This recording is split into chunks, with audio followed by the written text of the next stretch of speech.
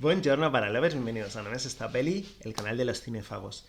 Ya sabéis que diciembre para mí es un mes muy especial porque aprovecho que la mayoría de películas que me quedan pendientes en la lista están en plataformas y además que es un mes que suelo tener más tiempo para ver lo que me había dejado pendiente del año y hoy ha sido una de esas películas, aprovechando el estreno en Disney Plus de Mira cómo corren, la he visto y así en resumen rápido, por si queréis quitar ya el vídeo, me ha turbo flipado.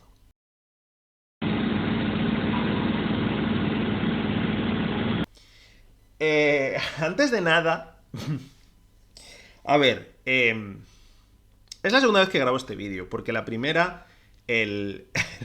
se me ha corrompido el archivo. Os había soltado una chapa de 25 minutazos. Vamos a ver cómo... Diciendo muchas cosas. Todo el rato la misma, pero muchas veces. Vamos a ver si me estructuró bien todo lo que he soltado. Eh, pero bueno, voy a intentarlo, va. Decía en el anterior vídeo que parece que se ha puesto de moda a raíz de Puñales por la espalda. Se ha vuelto a poner de moda el whodunit. Hemos tenido un nuevo Poirot en el cine. Va a haber una tercera parte. Ya se sabe, confirmada. Yo dije que iba a ser Pleamares de la vida. Me tiré un triple. Ese triple falló porque serán Las manzanas. Libro que por cierto me gusta mucho. Hemos tenido también, evidentemente, Puñales por la espalda. Y estamos teniendo una serie de películas whodunit. Ya os digo que este año es bastante probable que haya en mi top definitivo mínimo dos, puede que tres y puede que incluso más. Pero como digo, hemos tenido una serie de películas whodunit. Y una de ellas es esta. Es bastante interesante que mi anterior vídeo en sí, vídeo reseña, sin ser podcast, sea Murder Party, porque es curioso si las comparamos una con la otra. Porque al final Murder Party es un poco lo que, salvando ese final que no es whodunit y es otra cosa, juega a otra cosa, pero es un poco, Murder Party es un poco lo que aspiraba a ser, o sea, Mira cómo corren es un poco lo que soñó o aspiraba a ser Murder Party. Mira cómo corren es una película, es un whodunit basado en los años 50 con un fuertísimo componente, con un fortísimo componente metareferencial, tanto al cine en sí, como a la obra de Agatha Christie, como al whodunit en general, y como al cine de los años 50, tanto británico como en definitiva cine, o sea, el cine en definitiva de los años 50. Pero es mucho más que eso, ¿no? Al final analizaban en el otro vídeo, que no podréis ver porque se ha corrompido, analizaba todos los aspectos increíbles que tiene al final. Es lo que decía, ¿no? Esta película, para mí, si analizamos sus valores, o vemos que es una película que tiene infinidad de capas. Y cada capa es mejor que la siguiente. Empezando por un reparto sumamente coral, es una película muy inglesa, muy inglesa, tanto en las cosas que cuentan como en la manera de ser de la película, en comparación con Murder Party, que era una película muy francesa, con un humor muy francés. Esta es una película con un humor muy inglés, un humor muy metareferencial, y con excepto Adrian Brody, todos los actores y actrices que intervienen son ingleses. Tenemos a un Sam Rockwell magistral, Saoirse Ronan, a Adrian Brody, por ejemplo. Pero no solo eso, al final tenemos... es un cast, si sois un poco asiduos a el cine o las series inglesas, muchas caras os sonarán. Tenemos, por ejemplo, uno de los creadores de Psychoville o de Inside Number 9, esas dos grandes series. En definitiva, es un cast muy bueno, donde todos están muy bien, pero como digo, especialmente Saoirse Ronan y Adrian Brody brillan. Adrian Brody no, perdón, Sam Rockwell brillan con luz propia, porque son dos grandes actores. Es una actriz y un actor muy buenos. Es muy difícil que Sam Rockwell no se coma una película porque es un actorazo. Más allá de eso, esta película, pese a todo, donde destaca es en un guión magistral. Un whodunit increíble. Ya sabes que yo siempre que hablo de whodunits me gusta el elemento whodunit, aunque parezca redundante, ¿no? pero para mí es muy importante que el asesino esté bien resuelto, sea coherente y, sobre todo, no sea... Bueno, al final eso es estar bien resuelto, ¿no? A lo mejor no tanto las motivaciones, sino la historia, lo que es la película en sí, o el libro, o la historia en sí, nos den las suficientes pistas para saber quién es, sin que sea evidente ni muy fácil, pero sin que tampoco se saquen nada de la manga. Y esta película lo consigue, ¿no? Luego en la parte con spoilers analizaré un poco más esto, pero al final el whodunit está increíblemente bien resuelto, es una cosa increíble y de chapó cómo resuelve el componente whodunit esta película, pero además juega mucho con ello. Os explico un poco rápido el argumento, sin entrar mucho en spoilers. Al final, la película empieza con un narrador, que no sabemos quién es, que nos está explicando que se está celebrando el aniversario de la representación de la ratonera de Agatha Christie en el teatro, y que además se va a hacer una película sobre ella. Descubrimos que es el director, que ese narrador es el director de la película, y comenta que a él no le gustan mucho las películas de misterio, los whodunits, porque al final siempre es lo mismo, una presentación donde nos presentan a todos los personajes para que al final el tío más gilipollas acaba muriendo. Y este prólogo, acaba cuando el tío es más gilipollas, que es él, muere. Y ya solo este momento, solo con esto ya vemos lo que es la película. Un gran componente metareferencial, pero también muchísimo amor al género. Muchísimo amor al género. Juega con los tropos del whodunit y lo hace de una manera espectacular. Juega con la obra de Agatha Christie y lo hace de una manera espectacular. Hay personajes que son reales y personajes que no. Me refiero, la ratonera es un elemento importante dentro de la película y dentro del desenlace de la película, pero es que hay dos personajes que son Attenborough y Sim, que son el matrimonio real que interpretaba las primeras funciones de la ratonera. Y son dos personajes reales de la película. Hay un productor, hay una serie de personajes que son reales. Y no solo eso, sino hay muchos comentarios a Grace Kelly, a la Reina de África, a una serie de películas y de personajes clásicos o míticos del Hollywood clásico, que evidentemente no es vital. Y esta es otra de las cosas que hace bien la película. La película tiene muchos comentarios, acerca de la obra de Agatha Christie, de los tropos del cine, de los tropos del whodunit, de elementos clásicos, de como digo, la industria británica de los años 50, el Hollywood clásico, que si no los conoces no pasa nada, pero si los conoces son una capa más, una guinda más a lo que es la película en sí. Y la película es todo el rato esto. Está llena de chistes, por ejemplo, sin ir más lejos, y contando solo esto, hay un momento en el que interrogan al guionista y se nos cuenta que el guionista evidentemente, como todo whodunit, el director, todo el mundo tenía motivos para matar al director, y uno de ellos es el guionista, que nos cuenta que tenían fuertes enfrentamientos con el director por el guión. Visiones completamente alejadas. Mientras el guionista es un guionista más clásico de whodunit, que quería hacer algo mucho más clásico, el otro quería modernizarlo un poco, y se enfrentan por eso. Y una de las cosas que nos dice el guionista es: quería poner flashbacks, es un recurso baratísimo. Y justo en ese momento la película te pone un flashback. Y dice, ¿qué será lo siguiente? Un letrero de 3 semanas después. Y la película te pone un letrero de 3 semanas después. Y está llena constantemente de chistes y de cosas como esta, ¿no? De momentos en los que la propia película se ríe de sí misma y la propia película, no reírse, porque no es una parodia, pero hace chistes y hace humor respecto a lo que digo, ¿no? A la obra de Agatha Christie, al whodunit y demás. La propia obra de Agatha Christie es importante en la película y es interesante conocer la obra de Agatha Christie, pero no es vital. Tú, espectador, vas a entender esta película porque te lo explican lo suficientemente bien sin haber conocido la obra de Agatha Christie, sin conocer las ratoneras, sin conocer Tres ratones ciegos. Pero es interesante hacerlo porque añade una serie de capas y una serie de profundidad a la película muy interesante. Al final es lo que digo, ¿no? Es un gran plato, una gran base que es el guión, que es un guión magistral, aderezado con muchas cosas, con muchas, muchas cosas. Visualmente es una película brutal. Leí un comentario que decía que era si Wes Anderson hacía una versión de Puñales por la espalda. No estoy de acuerdo, me parece mucho más que eso.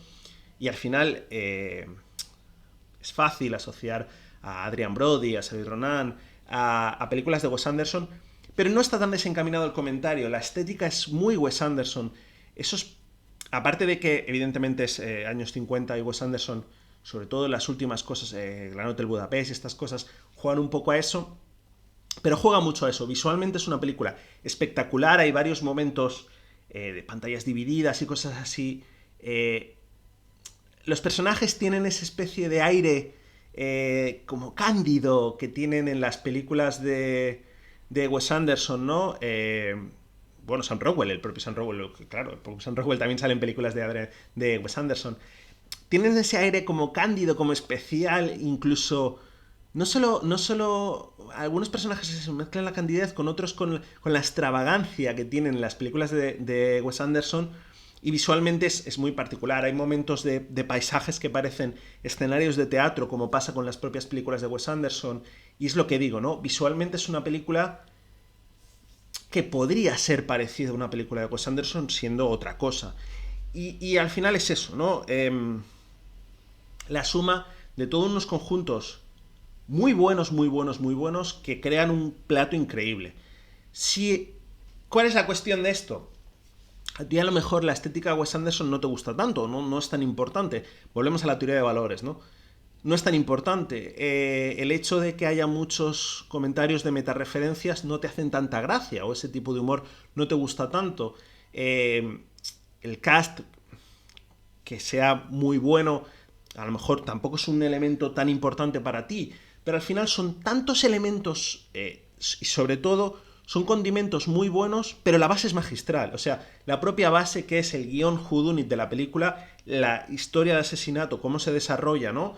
Esa historia de asesinatos, esa historia de misterio y cómo poco a poco se va desarrollando, es un elemento suficientemente bueno como para que, aunque a ti esos condimentos no te gusten tanto, sean una película magistral y sea una gran, gran película. Yo reconozco que no soy completamente objetivo cuando hablo de esta película, porque es un whodunit, que es mi género favorito, que homenajea a Agatha Christie, que es mi escritora favorita, con un gran cast y con una estética Wes Andersoniana, o muy parecida, ¿no? Anderson Light, que, que es un director que visualmente, a mí Wes Anderson me gusta mucho y visualmente es un director que me gusta mucho. Yo seguramente si en mi cerebro me hubiera creado, me dijeran, ten todo el dinero del mundo que quieras, tienes toda la limitación, no tienes ninguna limitación y crea en tu cabeza la película que tú quieras, seguramente, evidentemente sería un Yalo, porque las cosas como son, pero seguramente después de un Yalo sería esta película, ¿no? Que sería un whodunit sin tanto componente de terror o de sangre, pero sería esta película. Y de verdad, es que me alucina porque parece una película hecha para mí. Es que es increíble. Todos y cada uno de los elementos y cada una de las capas por sí solas me alucinan. Mezcladas es una cosa espectacular. Es una cosa espectacular lo que me ha gustado de esta película.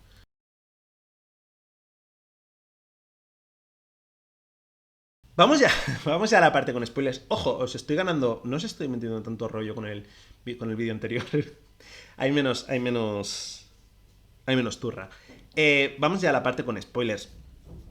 Hay dos cosas importantes e interesantes a destacar, ¿no? Evidentemente, vamos a hablar del asesino. Es bastante curioso, muy curioso, cómo se desarrollan todos los acontecimientos. Es lo que decía al principio. Eh, Está perfecto. Es que está perfecto como está hecho la película. Eh, durante toda la película nos están diciendo que la ratonera es un elemento importante. Y durante toda la película nos están diciendo que la ratonera se basa en hechos reales, aunque ligeramente, que podía haber problema con eso, por un lado. Y por otro lado, que hay un personaje, digo que está perfecto porque no es un personaje de fondo que aparece de la nada, pero no te lo esperas, porque no es un personaje vital. Le interrogan un poco, y el interrogatorio, por cierto, es magistral, porque si os dais cuenta, hay un momento en la película en la que bueno, se cree, o la película juega a que el asesino es el investigador. Y el que nos lleva a eso es el asesino real, es el asesino real, es el acomodador. Hecho por el propio ímpetu de la ayudante, ¿no? Es la ayudante la que en su afán de apuntarlo todo le comenta, le dice, ¿cómo es comprensión normal? Como el investigador. Y dice, sí. Eh, y me parece un detalle magistral eso. Que la película nos diga constantemente que esta chica tiene un ímpetu tremendo y el propio ímpetu sea el que lleve al asesino a darle una excusa o una coartada o a mover el foco de él. Y luego el hecho de que esto está muy bien llevado en la película, ¿no? La ratonera, tres ratones ciegos, se basa en una historia real de tres hermanos que son dados en adopción. No, perdón, dos hermanos son dados en adopción y por negligencias uno de ellos muere y el otro sobrevive de milagro. Agatha Christie se basa en esa historia para escribir Tres ratones ciegos y luego La ratonera, y juega muy bien en otro elemento metareferencial más a que el asesino sea el niño real, ¿no? Que ve cómo Agatha Christie y el director y el guionista quieren pisar su legado, el legado de su historia y hacerse ricos a raíz de ello. Y si os dais cuenta, está muy bien llevado, porque él ve el momento en el que el director está intentándose liarse con Sheila Sim y está él detrás. Y lo vemos en la película. Quiero decir, no es un flashback, no te recorta la escena ni nada. En el flashback lo vemos. Y es un detalle que lo comentaba en el anterior vídeo. El propio director y el propio guionista nos dicen que no le gusta el flashback, que le parece un recurso barato. Pero yo creo que está un poco obligado a meterlo porque es muy consciente de cómo se ven actualmente las películas, ¿no? Esto es una paranoia mía y esto es un vídeo interesante es un tema interesante para otro vídeo. Pero, como detalles que a lo mejor te podrían... La película tiene ciertos niveles de sobreexplicación, pero porque son detalles sutiles que a lo mejor se te habían pasado por alto, ¿no? Que te expliquen la tragedia de los chavales, se explica muy, muy, muy de pasada en un momento en la obra en la que tú estás más pendiente de los movimientos en la platea donde se están yendo los sospechosos. Si no te estás dando cuenta o no estás tan pendiente escuchando a Attenborough decir sus líneas donde te están explicando el kit de la cuestión de la película, ¿no? Que ver al acomodador hablando con el director aparece detrás, ¿no? O en un momento hacen un paneo y ves que el guionista está hablando con el acomodador. Y son detalles claves y vitales para la película. Y luego en el flashback te lo recuerdan. Es evidente que en el flashback te lo recuerdan. Y luego la madre explica, dice, ay, eres uno de los pobres niños, no sé qué, no sé cuántos. Por si acaso no te habían quedado claro. Pero están en la película. Y si tú eres lo suficientemente inteligente para unir los puntos, ya lo ves en la película. Y evidentemente... es sorprendente porque a pocas personas se le ocurrirían pensar eso, pero están en la película. Todos los componentes están en la película y tú mismo has podido llegar a esa conclusión. Evidentemente, cuando te dicen que tiene un acento raro, que es un alto con acento raro, ya sabes quién es el asesino. Es como el último gran detalle, ¿no? Pero es un detalle magistral. Es Agatha Christie, ¿no? Ultraviolenta y loca. Y intentando engañar, pero equivocándose, no sé. Me parece un personaje entrañable. Y en definitiva, todos los personajes reales, cómo se ríen de los personajes reales y qué escenario, ¿no? ¿Qué nos crean? Y luego el final. El final me parece increíble, me parece un chiste de 10. En una de las peleas del guionista con el director nos explican el horrible final que se le había ocurrido al director y es el final de la película, ¿no? Con esa pistola encasquillándose, con ese fusil en el momento en el que además es igual el director enseña los bocetos de guión y son exactamente iguales que lo que pasa en la película real, ¿no? Con la pistola entrando por la puerta, el otro encasquillándose, el ayudante entrando a socorrer. La frase es exactamente la misma, pese a que, o sea, que no le dan a ella, sino que le dan al investigador de verdad, ¿no? Al detective de verdad. Me parece increíble, me parece magistral y ya os digo que es muy difícil, muy difícil, muy difícil que esta película no acabe en el top 3 del año. Ya saber, un Turo que toda la vez en todas partes, men, mira cómo corren, no sé en el orden, pero tiene que venir algo muy fuerte para que se las quiten de encima. Eso ha sido todo, decidme si lo habéis visto, si os ha gustado. Yo reconozco que soy súper, súper el público de esta película y que a lo mejor vosotros no os entusiasma tanto, pero bueno, es lo que tiene la teoría de valores y nos vemos en la próxima.